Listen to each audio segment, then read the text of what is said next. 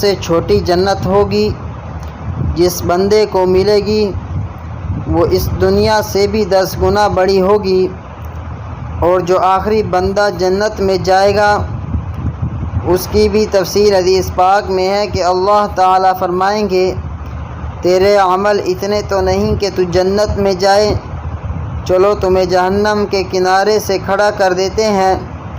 تو جہنم کے کنارے اس کو کھڑا کریں گے اور اس کو جہنم کا دھواں پہنچے گا، لپیٹیں پہنچیں گی اور جہنم کے گونجنے کی آواز آئے گی، کہے گا یا اللہ یا اللہ۔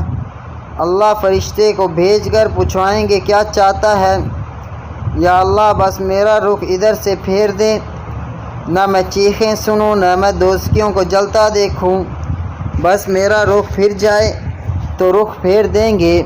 پھر تھوڑی دیر کے بعد یا اللہ پکارے گا، پھر اللہ رب العزت فرشتے کو بھیجیں گے جا کر پوچھو کیا چاہتا ہے؟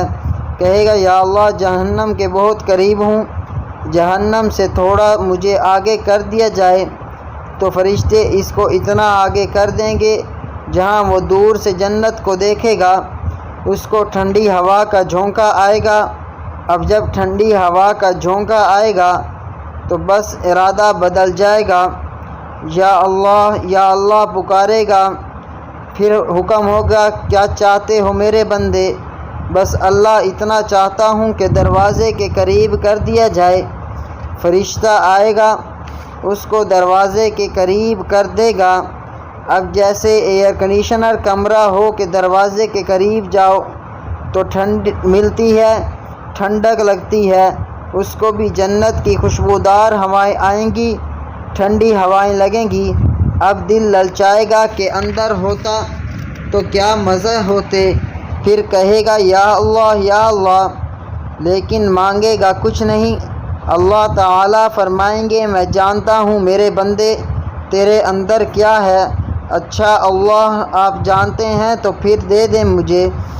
تو اللہ تعالیٰ فرشتے کو فرمائیں گے اس کو جنت میں داخل کر دو، یہ آخری جنتی ہوگا جو سب سے آخر میں جائے گا، وہاں اس کو جو جنت ملے گی اور وہ جنت کو دیکھ کر حیران رہ جائے گا، دنیا سے 10 گنا بڑی جنت۔